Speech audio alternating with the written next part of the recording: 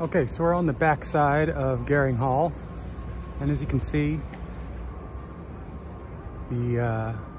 again, the Italian, Spanish, kind of a revival style of architecture by Paul Kray. And there's the tower there. And as you can see, the tower is kind of like, almost like protecting the feminine, building here. That's the Home Economics building. And this is really one of my favorite spots on the whole campus. This wonderful kind of loggia, as you can see, built into this courtyard, and this nice loggia that you can come and relax when the weather's nice. I like to sit here under the eaves and have a coffee, read a book. Look at the wonderful timbers here.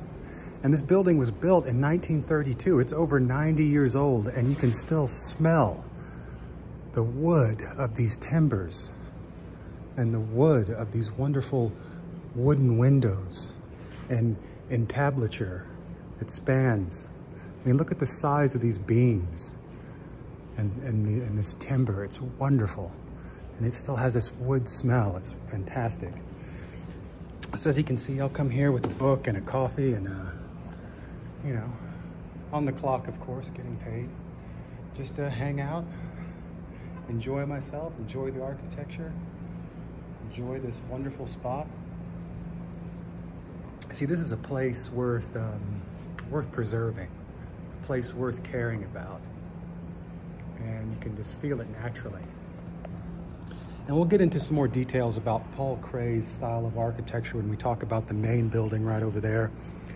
But just to give you a little hint, at this time, he was coming from the Beaux Arts school, a neoclassicism, but there was also hints of, using new modern technologies of iron and glass, not just being 100%, ancient Greece, ancient Rome, also incorporating aspects of the Renaissance and incorporating aspects of the Middle Ages, like with this loggia, and just kind of paring down, stripping down the classicism into a more modern, sleek design.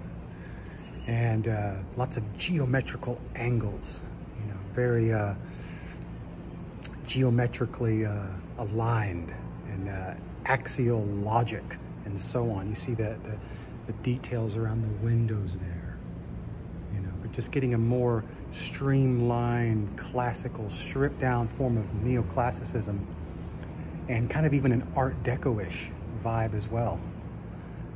But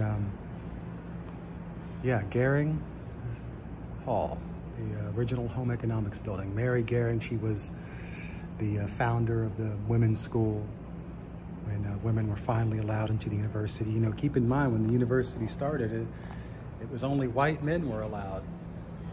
And there's a very interesting history there of how UT was really a neo-Confederate university and a very male-dominated white supremacist university. And to this day, there's still a battle going on. It's been a battle since day one between those two forces. And we can talk more about that later. I'll do another whole video on that. There was two men back then, George Washington Littlefield, which I've discussed before, in his house, and also another George Washington, a man named George Washington Brackenridge. Two Texans that were on the opposite side in the Civil War and had opposite visions for the university. And to this day, their visions are still battling it out.